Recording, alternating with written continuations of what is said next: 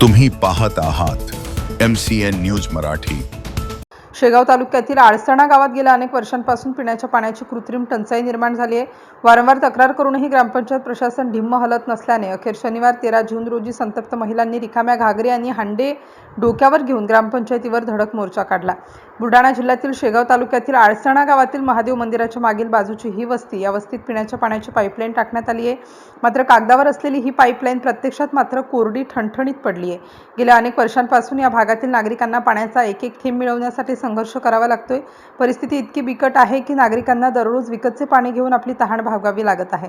या गंभीर समस्येबाबत येथील महिलांनी आणि नागरिकांनी अनेक वेळा ग्रामपंचायत प्रशासनाचे उंबरठे झिजवले, लेखी तक्रारी केल्या, मागण्या केल्या, मात्र सुस्त प्रशासनाने याकडे साफ दुर्लक्ष केलं। प्रशासनाच्या याच उदासीनतेचा आणि अन्यायाचा पाढा वाचण्यासाठी शनिवारी या भागातील शेकडो महिला रस्त्यावर उतरल्या। हातात आणि डोक्यावर रिकाम्या घागरी घेऊन महिलांनी ग्रामपंचायत कार्यालयावर तीव्र घागर मोर्चा काढला आणि प्रशासनाविरोधात जोरदार घोषणाबाजी करत ठिय्या दिला।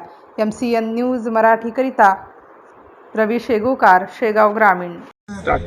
माझं नाव आहे आरती योगेश चव्हाण। मी राहणार अळसणा, तालुका शेगाव, जिल्हा बुलढाणा इथून बोलत आहे।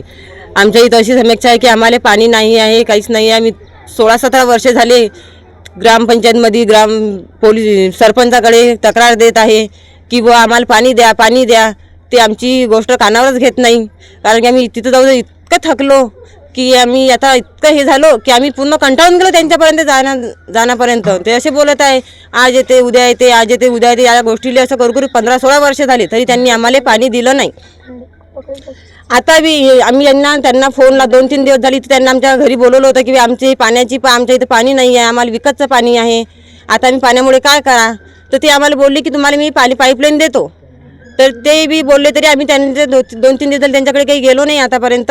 पण आता ते आम्हाला बोलले की देतो। आज त्यांना सकाळी फोन लावला की बुवा आम्हाला पाण्याचं काहीतरी करा तुम्ही। तर ते बोलले तुमच्या इथं माणसं आज पाठवत आहे। आतापर्यंत ते माणसं आले नाही, आम्ही आतापर्यंत त्यांची वाट बघितली।